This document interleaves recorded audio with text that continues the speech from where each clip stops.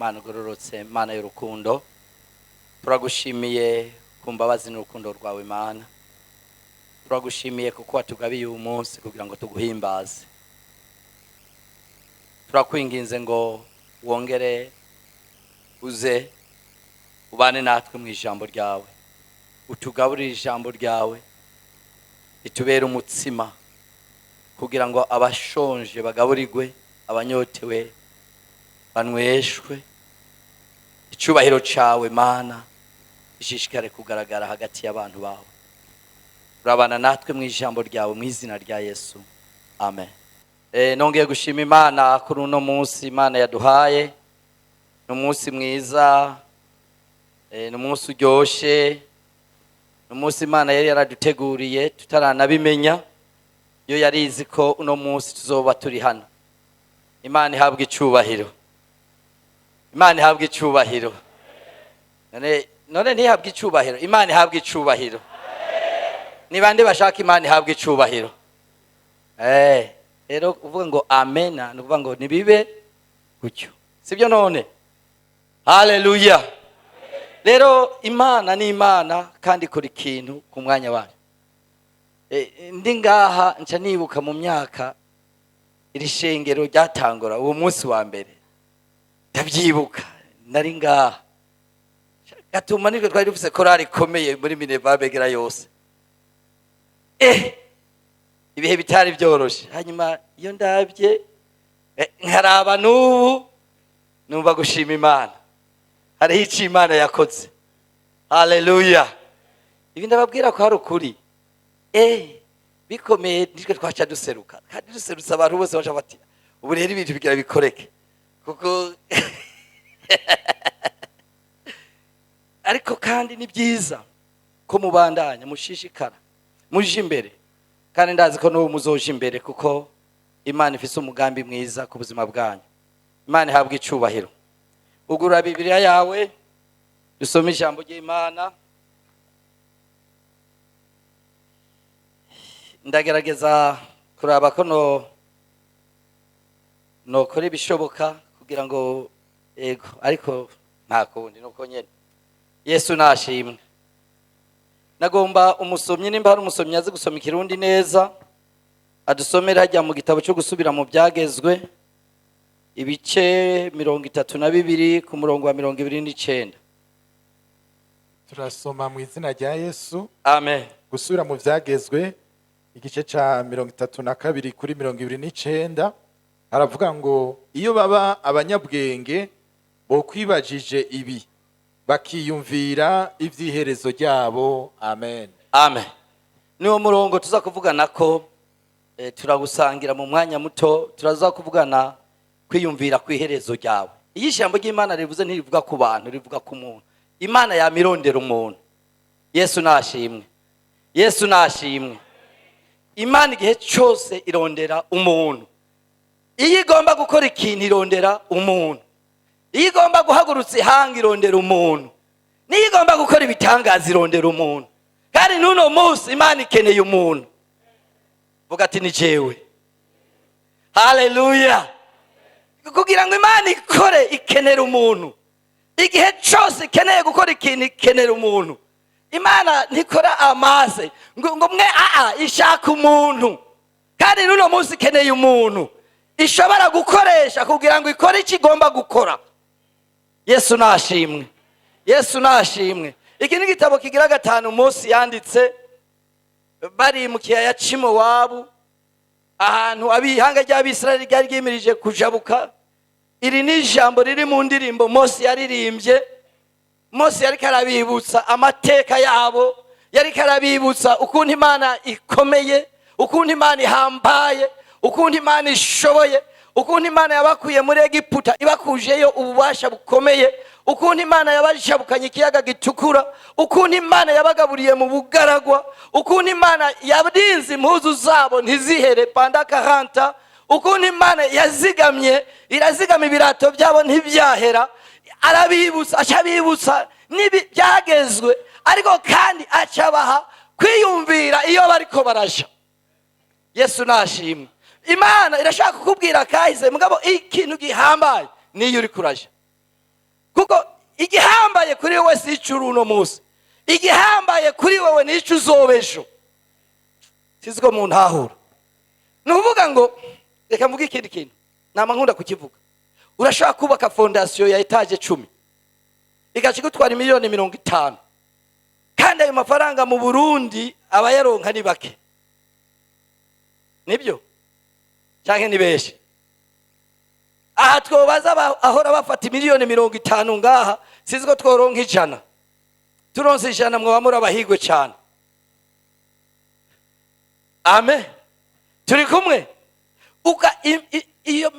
Iyo fondation ukayubaka neza, ukakubita ko nationage, abantu bose ati uyu mugabo agomba yubake zikomeye. Mugabo nimba utazoyiduza ngo uyiheze, nta mashimwe bazoguha, malgré ko akoresheje amafaranga menshi.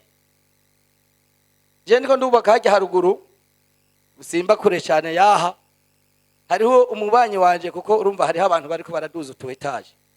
Nawe ati najewe nacize ko ka etage boca banganya. Acasha ko fondation ya etage, acaraduza ibihome, ageze ku idari biranga. Acafata yari parcelle nini, acarayimanyura karagurisha kugira ngo arayo ko yo kubaka idari, naho nyene biranga gukwira. Byanse gukwira, acaguma ngaho nk'imyaka 5. Hanyuma kuko byananiranye acarabibomora, ashayubaka inzu isanzwe. Ayo mahera yakoresheje iyo ashayubaka nkuko niyubakiye akazu gatoya, aba yayihejeje kera. Amen.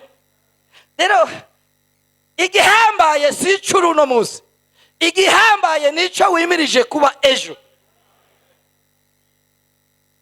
Imana ihabwe icyubahiro, Imana ihabwe icyubahiro. Kuri teme y'iyi kigo nanditse ngo think about your destiny. Wiyumvire kuri kazoza kawe. Wiyumvire nifuza kuba gute ejo, nifuza kubiki ejo, nifuza kuzogira iherezo irihe. Imana idufashe cyane. Mose abwira Abisirayeli muri indirimbo avuga ngo iyo baza kuba abanyabwenge bari kwiyumvira ibi, bakiyumvira ku iherezo ryabo. Umunyabwenge yiyumvira ejo, icyo uzoba ejo kivana n'icyo uri kurakora uno munsi. Nimba atacyo uri kurakora uno munsi, nimba atacyo uri kurategura uno munsi, n'ejo ntacyo uzoba. Uzoba ahubwo uzosubira inyuma kurusha uko uri uno munsi. Imana idufashe cyane, Imana idufashe cyane. Umunyabwenge, bwira mugenzi wawe umunyabwenge ni umuntu yiyumvira ejo hiwe. Niwe munyabwenge. Umunyabwenge ni umuntu yiyumvira, ni urumva nimba uri umurongozi w'ishengero, ejo nifuza kuko hamwe byo guma guca imyaka 5 n'abandi byo bigira nk'ibi. Ariko uca wiyumvira ejo nifuza ko biba bimeze gute. Ibyo birimo kwishengero, birimo ku rugo rwawe, birimo no kuri kazoza ko kuja mu ijuru. Imana idufashe. Mose aravuga ngo iyo baza kuba abanyabwenge bari kwiyumvira ibi, kwiyumvira ku iherezo ryabo. Nagomba tuvugane briefly ibintu 5 byotuma ugira iherezo rikomeye, ugira amateka y'ejo meza. Kandi nibaza ko ari umuntu wese yifuza. Yesu nashima. Jewe hamwe byo guma gucya noba ndumugogo, igihe cyose nama nifuza ngo ejo habi kindi kintu, ejo habi yindi amelioration, ejo mbane yindi ntambuko, ejo birushe uko bimeze uno munsi, kuko ubwo nibwo bwenge. Salomo yavuze mu musiguzi ngo iherezo ry'ikintu ni ryiza kurusha itanguriro ryacu. Imana idufashe cyane.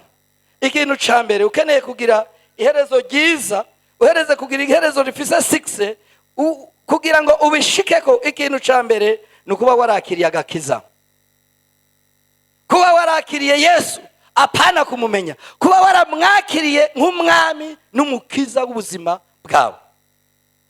Abantu barashaka kuba mwishengero, bagakora ibikorwa, bakaririmba, bakavuga n'ubutumwa, mugabo batarakizwa. Imana idufashe. Paulo yanditse mu Baroma 10:17 aravuga ngo ukwizera kuzanwa n'iki? n'ukumva ijambo rya Kristo. Mu Baroma 10 ku murongo w'9 na 10 avuga ngo kuko umutima ari umuntu yizeresha akaronka ukugororoka, akanwa akaba ariko yaturisha akaronka agakiza. Yesu nashimwe. Ibintu byose kuko twebwe byose bigendera mu Mana, kugira ngo uje muri uwo murongo mwiza n'ukukizwa. Igihe kimwe nariko ndigisha abapastori Goma, ndabigisha nariko ndigisha ibintu umenga birasanzwe, nariko ndigisha les piliers qui soutiennent le serviteur de Dieu. Donc inkingi zishigikira umukozi w'Imana. Inkingi ya mbere mvuga gukizwa. Ndabidevelopa gukizwa icarico. Haca hava umupasiteri umwe aravuga ati mumbabarire jewe naho ndi umupasiteri sindakizwa. Ndamushimira kuko yabaye sincere. Avuga ati narabatije, narashingije, naragize mugabo sindakizwa. Ndumva neza ko iyo semo ntarayishikako. Muririmbyi w'ikirundi 93 avuga ngo Yesu ndacibuka umunsi mwiza nagize nakwemereye. Turamubwira ati turamwaturisha, arafukama turamusengera, arakizwa. So nuvuga ngo intango y'ubuzima bwiza n'ugukizwa. Gukizwa nukuba warakiriye Yesu nk'umwami n'umukiza w'ubuzima bwawe. Gukizwa nukuba warabaye icaremwe gisha, nukuba waravutse ubwa kabiri. Muri Yohana 3:5 haravuga ngo Yesu abwira Nikodemo ngo utavutse ubwa kabiri ntushobora kuzobona ubwami bw'Imana. Yesu nashimwe. Muri Tito 3 murongo wa 3 gushika kuri 5 haravuga ngo iyo umuntu akijijwe yakiriye Yesu ngo acavuka ubwa kabiri akabicaremwe gisha. Yesu nashimwe. Mu cete ca kabiri Paulo yandikiye Abikorintho 5:17 Bibiliya iravuga ngo iyo umuntu ari muri Kristo Yesu ababaye icaremwe gisha, ibya kera biba biheze byose biba bibaye bishasha. Muri Yohana 1:12 haravuga ngo bose bamwakiriye yabahaye ubwo bubasha bwo gucika abana b'Imana. Rero fondation, urufatiro rwo gutegura ejo heza ubwa mbere n'ukwakira Yesu. Haleluya, haleluya. Kuko ibyo mu Mana byose bikorwa muri Yesu. Rero reka mvuge gutya, ntushobora kumenya ibintu utari muri byo. Rero ukeneye kumenya ibyo mu Mana, ukeneye kugenda utera imbere mu byo mu Mana, banza ukizwe. Bwira mugenzi ati burya warakijijwe. Ni kibazo mugomba gupfinisha ariko kirakomeye. Biroroshe cyane kumenya ko umuntu yakijijwe. Mubaza ati wakijijwe ryari? Ngo sindabyibuka, ngo mba ari gihe nabatizwa. Kuko benshi bibaza ngo igihe babatizwa niho bakizwa. Imana idufashe cyane. Kubatizwa ni kimwe no gukizwa ni kindi. Ni ryari wakiriye Yesu? Ni ryari wahaye ikaze Yesu? Mu Byahishuriwe 3:20 haravuga ngo hempagaze ku rugi ndaramutsa ngo umuntu niyumva ijwi ryanje akugurura ndijiriwe dusangire. Yesu nashimwe. Birasaba ngo utahure neza ko wakijijwe, niho uzogenda neza mu Mana. Yesu nashimwe. Yesu nashimwe. Yakubariye ryari yakizwa? Nimba utarakizwa ntucike intege, uno munsi n'umunsi mwiza utahukijijwe. Kuko birashoboka. Gukizwa niki? Nuko wizera igikorwa Kristo yakoze Karuvari ku musaraba.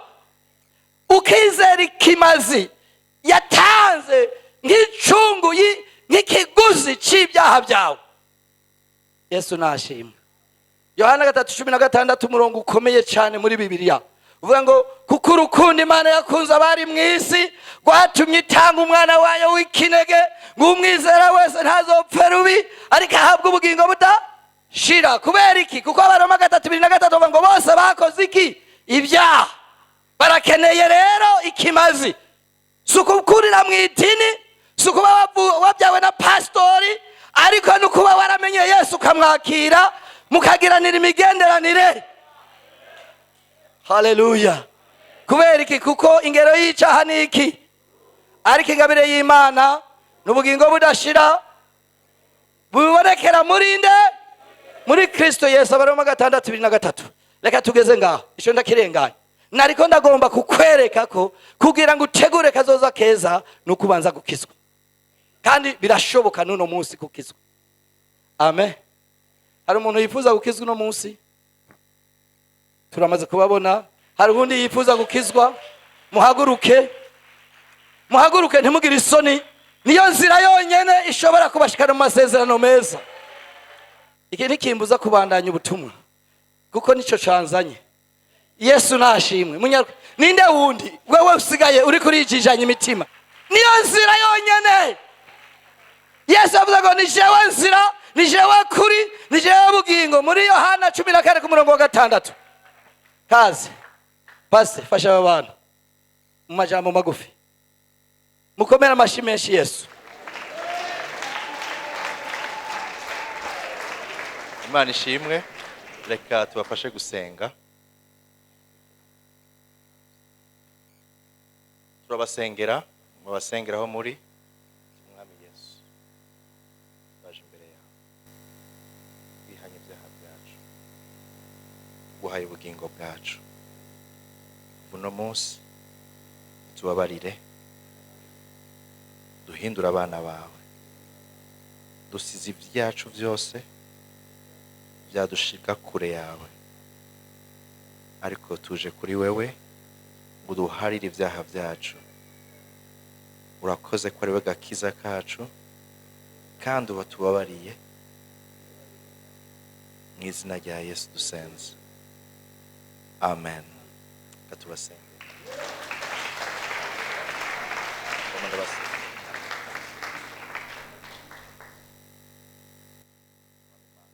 Mwami Imana, ndagushima kubw'imitima yabo.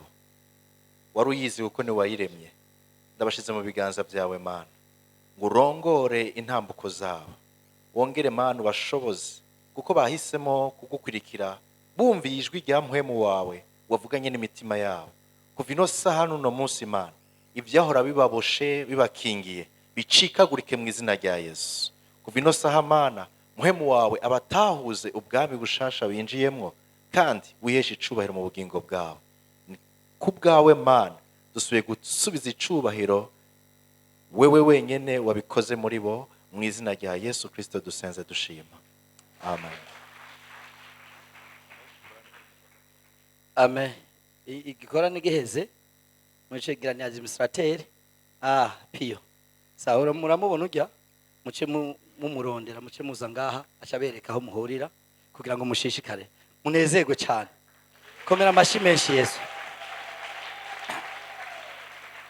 Muri Luka 19 ku murongo wa 10 haravuga ngo icyazanye Yesu ngo naje kurondera no gukiza icyari cyarazimiye. Aba nabo n'abana ba Aburahamu. Reka mbwira ubundi umuntu ashobora kuba yari yarasubiye inyuma, yari yarabivuyemwo, byari byaranse, mugabo no munsi yifuza kongera kurenuvera imigenderanire myiza n'Imana.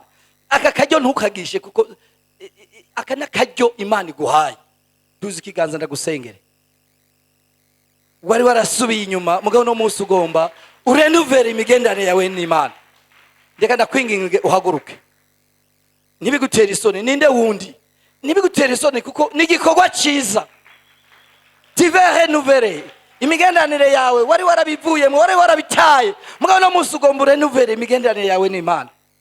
Kazi Imana ibahezagire. Sinzi impamvu murambabarira, nta kundi nuko nyene iby'Imana igomba nibyo byiza. Yesu nashimwe. Nago hari ubatubwiye ngo hari cyari ibyizigiro, hari ibyizigiro. Bibiliya avuga ngo mbega umuntu aguye ntiyobyuka. Umuntu aguye ntiyogirane, ntiyobyuka. Ega kuba waraguye ariko kububyuse nico gihambaye. Kandi ubyuse rero Imana ntibayikinisha, nuvuga ngo ndaje mentena ndafise numva nkeneye imigenderanire yanje yongere inaguke, nongere numve ko imigenderanire yanje imeze neza. Niki ni Imana. Tuzi ibiganza byanyu dusenge. Data, mu izina rya Yesu Kristo turaguhaye icubahiro, turagushimiye Mana, turagushimiye ku rukundo rwawe, turagushimiye ku bakozi bawe. Erega wewe uri Imana ugira imbabazi. Ijambo ryawe ravuga ngo ugira imbabazi umunsi ukira. Wewe uri Imana uharira, uri Imana uzi ibibazo by'abantu. Uri Imana uzi uko woharira abantu ukabagirira neza. Mu izina rya Yesu Kristo, Mana ndabasabiye imbabazi, wongere ubagirire neza, wongere ubahe kandi kunagura imigenderanire yabo nawe Mana, kugira ngo bashishikare baze bagire iherezo ryiza biguhesha icyubahiro mu izina rya Yesu, amen. Namwebwe muhejeje muce mu murabo ujya mukozi w'Imana muvugane kugira ngo abagire inama ukuntu mwoshishikara neza. Gira gutya twongere turamukanye. Iyo sene twayivuyemwo turaje mu yindi sene. Haleluya. Nababwiye ngo iyo abanyabwenge bari kwiyumvira gutegura iherezo ryiza. Haleluya. Nababwira ngo igihambaye si intango ariko igihambaye ni iherezo. Intambuko ya mbere yo gutegura iherezo ryiza nukukizwa, nukwemera ubuzima bwawe bukaba muri Yesu, ukaba umukizwa neza, ugahagarara neza, aho ushobora gutegura neza ejo. Yesu nashimwe. Ikindi kigira kabiri ni kumaramaza, être déterminé, kumaramaza. Muri Matayo ibice 11 ku murongo wa 12 haravuga ngo uhereye mu gihe cya Yohana gushika n'ubu ubwami bw'Imana barabubandanira, abanyankomezi nibo bagirane, nibo babucakira. Ubwami bw'Imana bukeneye abantu b'inkomezi. Ugomba kugendana n'Imana, ugomba gutegura, ubu umuntu uri determine. Jewe ngo ndaraba mwene data Chris ndamwibuka cyane, hajya haruguru ndamwibuka cyane, n'umugenzi wo kuva kera. Mugabo nagenda mubona mw'ibintu tuyazi gihe cyose yambwira ibintu menga biri inyuma y'ukwezi. Mbona mega ntibizoshikwako, ariko iyo umuntu ari determine arashika ku kintu. Yesu nashimwe. Yesu nashimwe. Usomye mu gitabo cy'Itanguriro ibice 32 ku murongo wa 26 gushika 30 tubona Yakobo. Yakobo ngo yariko arasubira inyuma agiye kwireconciliana na mwene wabo Esau. Hanyuma ngo asiga umuryango ngaho yegera hirya ngo ahantu kwibuye, ngo acabona umumarayika w'umwami Imana. Bibiliya ngo hari ku mugoroba batangura kunigana. Turi kumwe? Batangura kunigana, baranigana. Ngo hageze mu mutwenzi ngo umumarayika w'umwami Imana amubwira ngo ndekura. Nabavuga ati sindakurekura utampezagiye. Sizi ko ndahura. Hanyuma Bibiliya iravuga ngo acafata ku mutsi w'inyuma, urumva yashizemo akantu. Hanyuma Yakobo mugabo ariko aragenda mwene uko ati naho ukuguru kwamaze kumugara, mugabo ndi determine, sindakurekura utampezagiye. Umuntu ari determine ntabivamwo, naho babigumye abigumamwo. Kubera iki? Hariho opportunity, there are some opportunity. Hariho akaryo Imana ishobora kuguha ugatakaje katazosubira kugaruka. Sinzi ko hari umuntu uriko ndabwira ngaho. Imana irashobora kugurura akantu, mugabo ari occasion Imana iguhaye, arakajya Imana iguhaye ukagishije ntikazosubira kugaruka.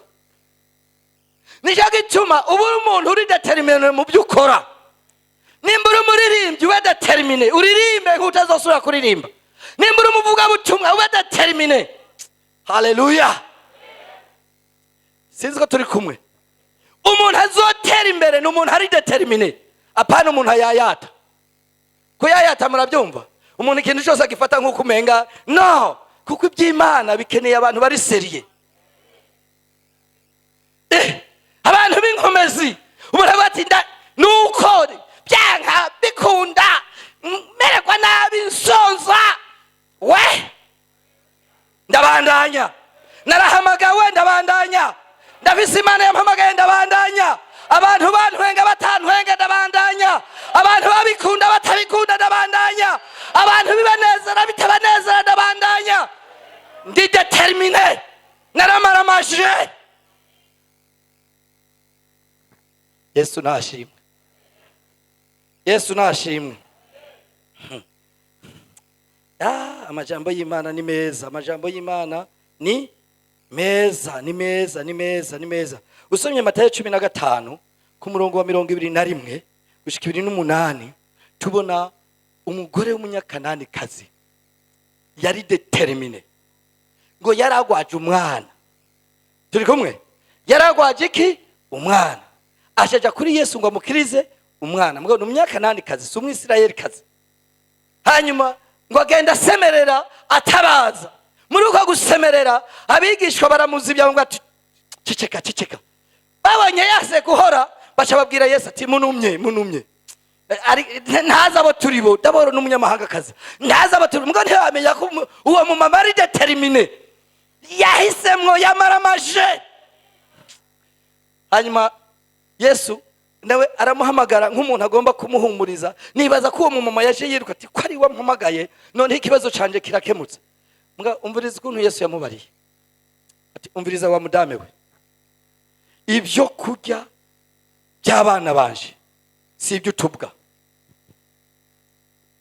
ari nkawe we bamaze kukubwira ko urakabwa wumva waca wiyumvirike wacugwana hati wotuba ati no iri shengero ribiziturere urumva rero mugabo ati umviriza kugira ngo utuve inyuma neza ubimenye byeke ibyo kurya biriho ibitangaza ndabikora ubushobozi ndabufise mugabo ibyo ndiko ndakora uno munsi ni iby'Abisirayeli si iby'Abanyakanani yibagira ko ari kumwe n'umudamu ari determine haleluya uwo mudamu aramubwira ati ibyo ndabizi neza mugabo iyo abana bariye hari utuvunguka tugakorokera hasi iyo dukorokeye hasi utubwa natwo turatora naco bitwaye no kwitwa imbwa ntiswa imbwa icozi nuko nkeneye igitangaza haleluya umudamu yari determine Yesu aravuga ngo sinari bwabone ufise ukwizera nk'uyu genda ukwizera kwawe kuragukirije umwana urakwiye kuba determine apana gufata ibintu yayata nimba usenga nimba ukizwa nimba uririmba nimba uvuga ubutumwa buvuge nta mpamvu we ya ibintu byo kuyayata iwanje sindimwo turagenda canke ntitugenda nasomye igitabo kimwe kivuga ngo ngiyi train winjire tugende canke uyibise ntiguceko mais nous avançons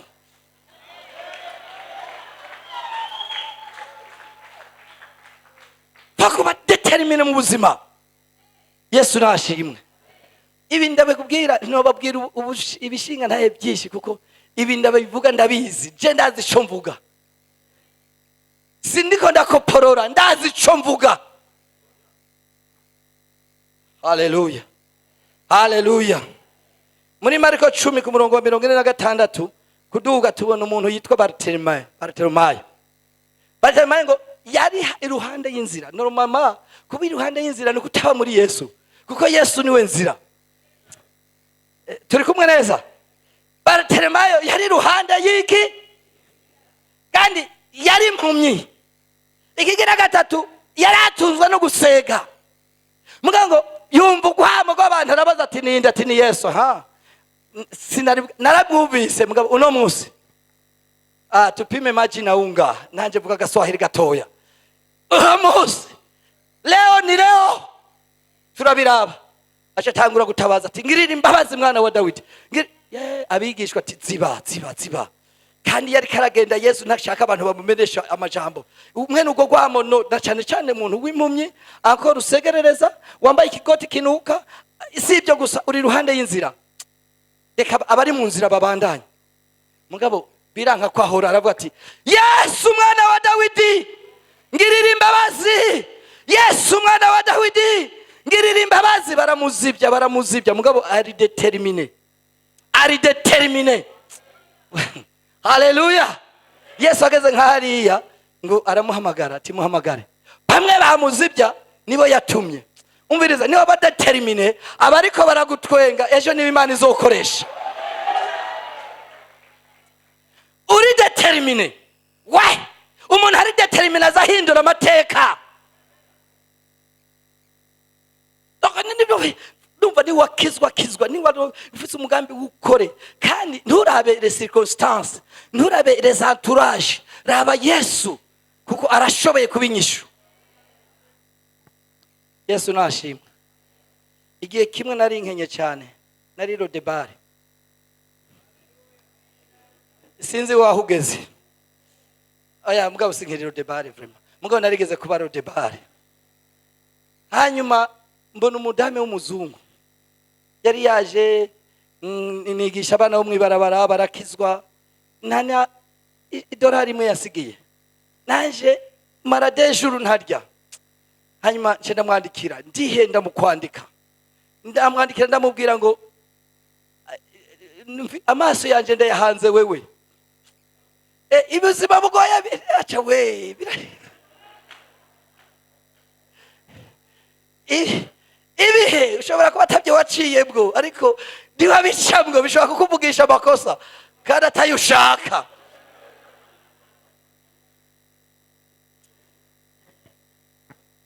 Acaranyandikira arambwira ngo Pastor Peter wihenze cyane, reka ndakivuge mu Kirundi kuko ako nari nagacize mu Kongereza, nari namenya Kongereza gakeya. Wihenze cyane ati ahubwo hanga amaso Yesu nanje niwe ndayahanze. Arona ko ndamuga ngo ampeni dora amfashe kugira ngo nzoze ndandika kuri internet. Kera urabizi ko byari bimeze, internet yari izimbye nibiki. Ngenda hariya kwa Chris n'ahandi ndabe ko nogira ibintu byari bikomeye. Rero urumva acanyandikira gutyo. Canumva ndacitse intege. Umuzungu narakoranye nawe ntame umwena umuzungu. Hanyuma inyuma y'imisi mikeya acandungikira idolari 10. Ugiye kuri MINEVAM ugiye gutora idolari 10. Warugikiwe n'umuntu w'umunyamerika. Urumva ndagenda shitse kuri kese ndabaza ati iraba neza ivyo byose ni $100 sidi.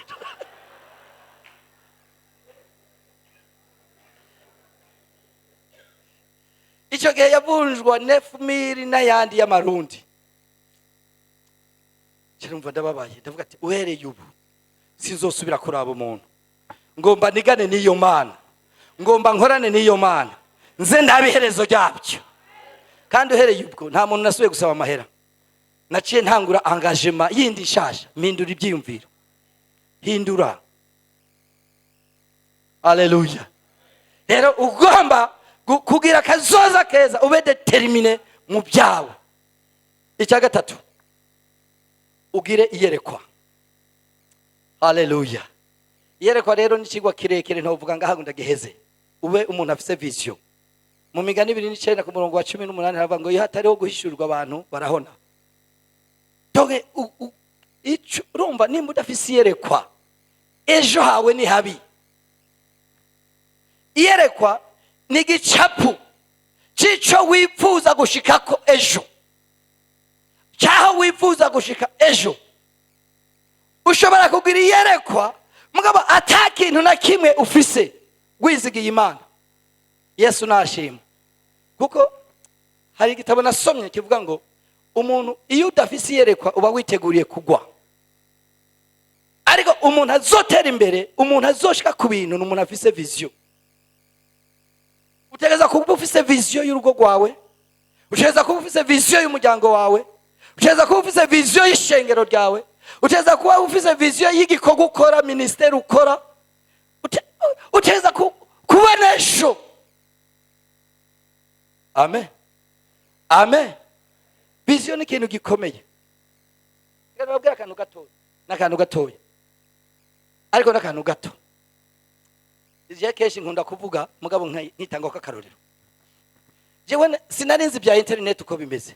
Patrick muramuzi. Shambwe ngo none mwebwe muzorongora community ngo mutandika kuri internet. Ati sha Patrick genda ubinyereke. Acaragenda aranyereka kaze. Umva nayimenyeza mashini za to crash ndazibona namwe. Urumva ati arabinyereka mugabo nshagenda mbwira wa muntu wo kuri Sibera tuzozuranyereka jewe zotuma ndagusororera. Ntangura kuzadadodora urumva nk'inyoni dodora igiti. Urumva mugabo mbariko ndabimenya duke duke. Ndabimenya duke duke ntangura ndandika ntangura nanje ndagira communication sini muri ico cigwa mugabo mbandamenye dukeya tushobora kumfasha kuja bukuruzi. Hanyuma bukeye haca haza umuntu w'umugenzi w'umuzungu twari tuvuganye mugabo nkaba ntazi na good morning urumva twebwe igihe twiga ku ishuri uzanye icyongereza waba uri umusazi kuko twavuga ngo nous allons parler le français comme les français de la France.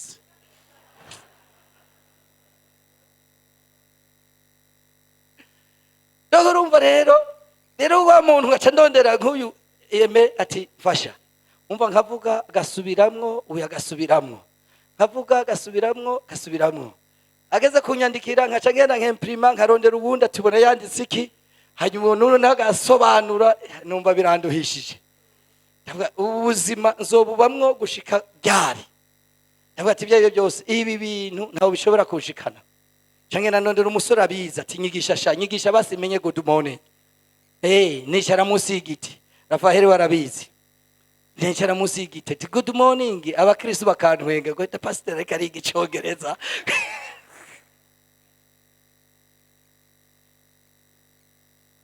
mugaje narivisi ntuco ntumbereye Yesu nashimwe no munsi nta congereza kinsinzi nk'abo ba Kristo n'ibindi mugabo gakeya ya ejo bundi narakubise ubutumwa mu congereza b'Uganda basha gushikaho n'imifuko bagira bwene uko nkumva ko yuzuye ndavuga ati bwa bundi cya congereza kiriko kiraza bintu byose birashoboka reka kwisuzugura urashoboye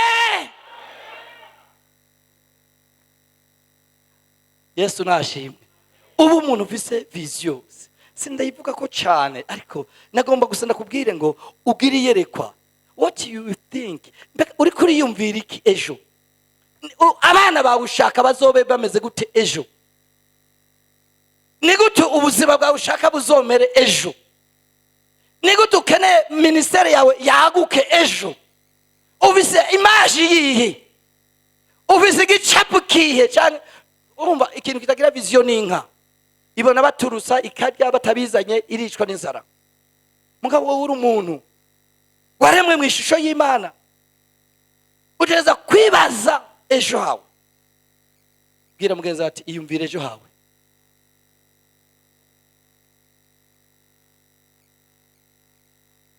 kuko ubusirimu bwa mbere ubwenge bwa mbere n'ugukizwa ubanye umuntu aguma arakijuje ameze mwene uko yarakijijwe ntaba arakira Yesu neza kuko Yesu ni bwenge umufise bwenge araza Bibiliya avuga ngo itangiriro ry'ubwenge no kubaha iki uhoraho muri Yobu 28:28 Yesu nashimwe rero uragira ubwenge uteza kwibaza uteza kugira imbono uteza kwiyumvira kubera ko uno munsi bimeze gutya menga ibintu byanse aho hantu uri kuraca twarahaciye hadutaho Yesu nashimwe ubuzima wibaza ko ari bubi twarabuciyemwo burutubwo wowe uri kuracamwo inzara wibaza twarayiciyemwo je nibuka ko nigeze kurondera ko no kwima ibiro 50 nkaja kumunzane nkagira mwene uko kugira ngo dabe ko urushige gozora bagira gutya rugaheza bikakwiza 50 kilo bikanka nkasanga ndi muri 49 urumva rero ntiwibaze ngo ibiriko biragushikira birateye ubwoba ahubwo ibiriko biragushikira biriko birakwigisha bigukure ku kibanza biguterure ku kindi kibanza ariko kugira ngo bishikeko nuko ubuvisi yerekwa kandi udafisi yerekwa ntawe uzoshika amen teza kugira iyerekwa ushobora kurironka mu gusenga iyerekwa ushobora kurironka mu gusoma ijambo ry'Imana iyerekwa ushobora kurironka biciye mu kwihweza abandi urashobora kuba ufise ministeri ukagenda irindi ministeri ugaca usanga sinzi ko mubizi uzorabe nko muri quartier ari shasha kenshi abantu 3-4 ba mbere bubatse bubaka nabi mugabo urumva ujya wa 5 wa 6 abafise plan agaca araba n'irya nzu agakura ko kamwe agaca araba n'iriya agakura ko kandi iwe ishiza burashira Yesu rashimwe hariho umuntu n'umuministre twabana yarubatse yubaka imbere y'abandi baje bagaca bubaka etaje asanga hirya no hino ibintu byakomeye ashaka kugura imbere gatoya baramwankira bamusaba amafaranga atagenda baranka nawe kuyisambura twama miliyoni n'amamiliyoni biranka kubera iki iyo aza kuba yubatse inyuma ntiyari kubaka nkuko yubatse donc rero vizi irashobora kuza kukwihweza uko abandi ministeri ikira. Ese murantahura uno munsi ndi kumwe na ekipe ya biro, nibaze ngaha ntibarabe gusa ariko bagire ikigo bahakuye kibafashe gutera imbere mu byo bariko barakora. Nuko ejo nitwaje muri ville ugongera ukoporere kamwe mu byo uri kurakora ugashireko. Ejo nitwaje mu kinama ukuremwo kamwe mu byo uri kurakora ugashireko, uzosanga aho ugeze wagutse. Sisiko muriko murantahura? Hari umuntu ariko arantahura? Yesu nashimwe. Iyerekwa. Nari kuvuga iyerekwa byinshi cyane ariko reka ndabireke. Kumbure ikindi gihe Imana iduhaye akanya tuzovugana neza iyerekwa icyo ari cyo n'ukuntiza n'ukuntu iyerekwa ushobora kuyagura avec aussi les obstacles, kuko nayo nyine yafise ama obstacle. Obstacle ya mbere yirekwa niwe wowe ubwawe kwisuzugura ukabona ntabyo uzoshobora kubona, noneho karabaye. Icyo cyo nyene ni obstacle y'ubuzima yiyerekwa ryawe. Reka tubireke kuko nakundi umwanya murabizi ko dufise ibindi bikorwa. Icya kane twihuta no gukorera Imana mu buryo bwo kuyumvira. Muri Yohana 12:26 baravuga ngo nihagira uwunkorera nankurikira. Nihagira uwunkorera aho nzoba ndi niho nawe umukozi wanje azoba. Ndakunda uwo murongo cyane. Reka ngerageze ku exploit gatoya. Yesu yari karabwira abigishwa biwe, arabwira ngo nihagira uwunkorera ikintu ca mbere nankurikire. Ntushobora gukorera Yesu uri hanze yiwe. Bartimayo amaze kubona ngo yaciye akurikira Yesu mu nzira, ntiyasubiye kugira iruhande y'inzira. Amen. Nuwere ugomba gukorera Yesu neza nuko wumva neza ko muri line imwe, muri mu murongo umwe. Ugomba gukorera Yesu nuko uba mu ngo nihagira uwunkorera nankurikire. Cyo ni cyambere. Ahaba ngo nihagira uwunkorera aho nzoba niho n'umukozi wanje azogira hane azoba. Rero gukorera Imana ni by'ikimazi, biradukura mu kibanza bikatujana mu kibanza Imana irimwo. Yesu nashimwe. Aravuga ikigira gatatu ngo nihagira uwunkorera data wo mu ijuru azomuhiki icyubahiro. Muga kugira ngo uronke icyubahiro ubwa mbere ubanza kumukurikira. Kugira ngo uronke icyubahiro nuko wemera akakwimura. Rega rero abantu badashaka kwimugwa, jewe nzokorera Imana mugabo akakantu kanje sindakareka. No, naho umenga bifise ikimazi, ibya Yesu nibyo biri finale. Emera akwimure, agukure muri bijya umenyereye uje mu byo we ashaka. Yesu nashimwe. Rero iyo ukoreye Imana ukayumvira uyikurikira, Imana iragushikana ejo hakaba heza. Icyanyuma nabwiye ko no mama ni ansenyema mugabo abura ko nagerageje gukora ibishoboka. Icyanyuma n'amasengesho. Ibyo byose naho uwo bikora mugabo hakabura amasengesho ni nko kuba hujya utanwa amazi mundu uzoca haba dilatation ibyo mwebwe mwiza ubuganga, hanyuma bizoca bikugora ugiye hahandi uzoca utabaza amakungu.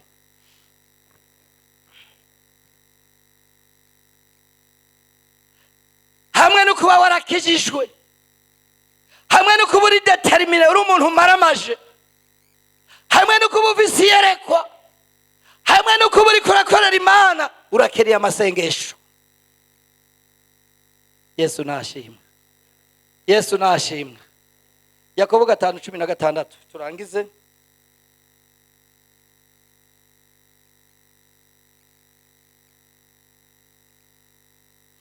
Turasoma mu izina rya Yesu. Yakobo 5:16 haravuga ngo mwaturiranire ibyaha byanyu musengeranire kugira ngo mukire indwara. Ugusenga k'umugororosi kugira ikimazi kuri byinshi mu gikorwa cako. Amen. Nariko tarondera ko kanyuma. Ugusenga kwiki k'umugororosi kugira ikimazi muri byinshi. Dusomere igitabo cya mbere cy'Ingoma.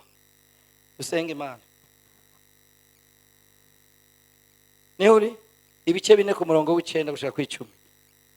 Ingoma 4:9-10 haravuga ngo Yabesi yarusha icubahiro bene nyina, kandi nyina yamwise Yabesi kuko yavuze ati namushikanye bingoye.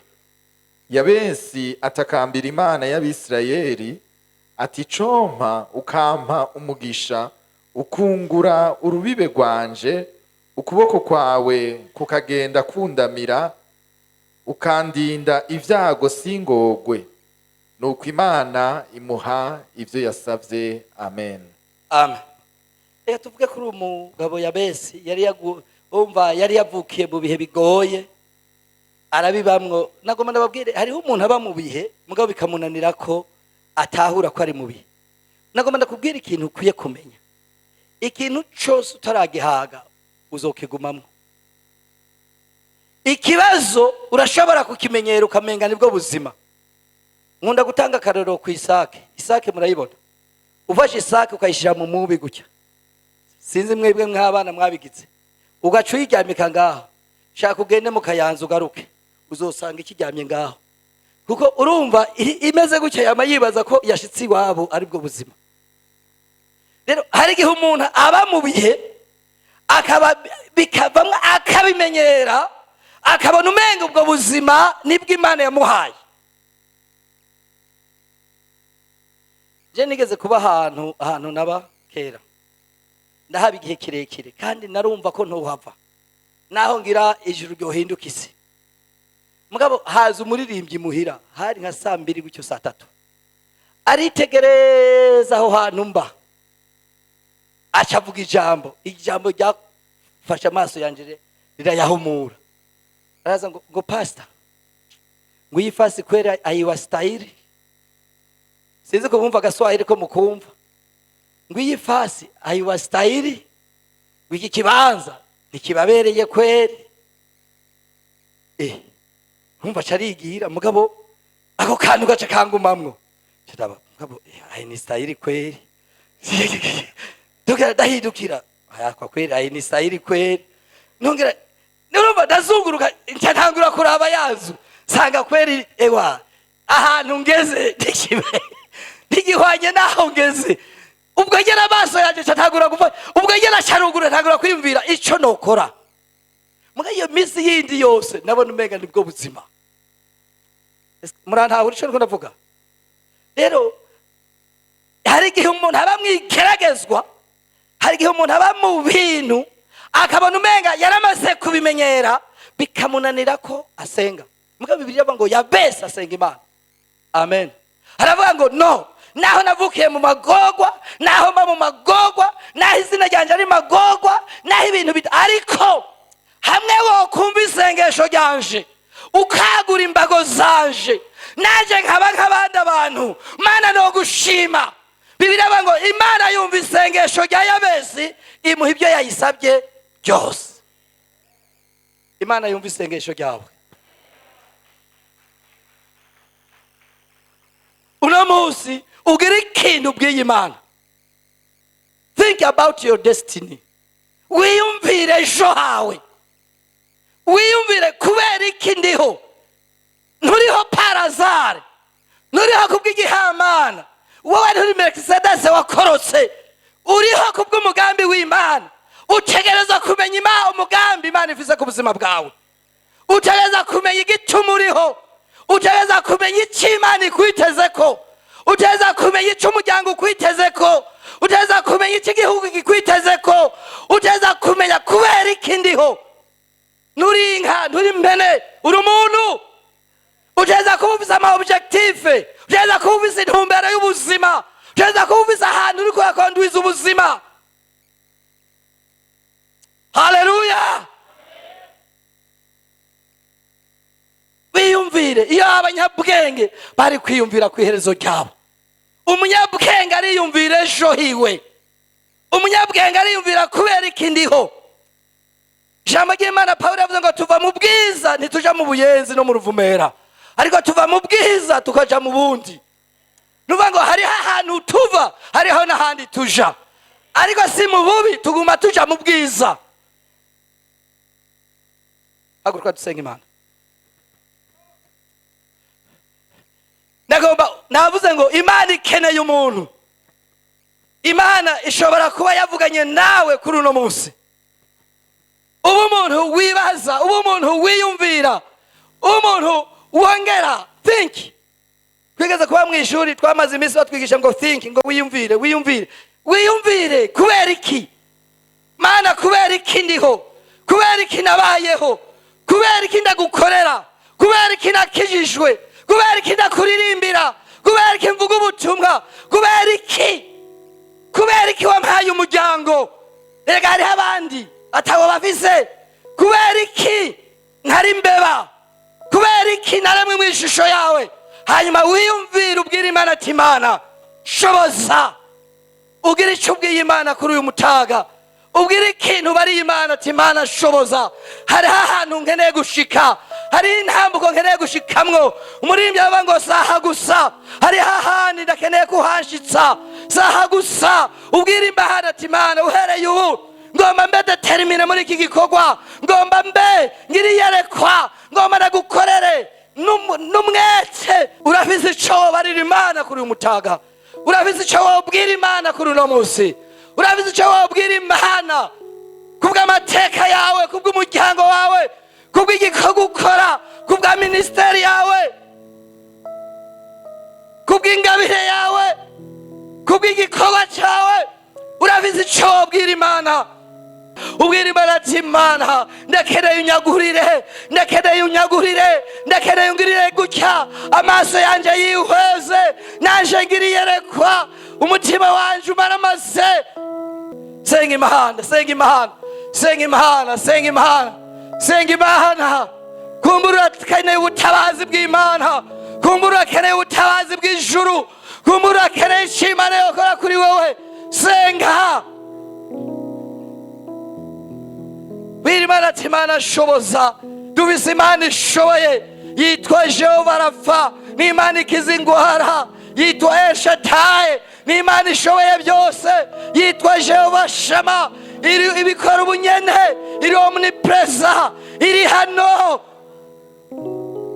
Ni Jehova Nisi, niyo bendera yacu. Gira icyo ubwiye Imana. Bwira Imana ati Imana ndakeneye iyindi ntambuko, ndakeneye igitangaza kuri uno munsi, ndakeneye ikintu gishasha, ndakeneye n'amateka mashasha biciye ko nakumenye. Mana ungirire neza. Bwira Imana, bwira Imana. Senga, senga, senga, senga. Nuruhe no gusenga, senga. Bwira Imana, yihamagare, yibarire. Umuririmbyi avuga ngo bibwire Yesu, bibwire Yesu. Yesu arashoboye.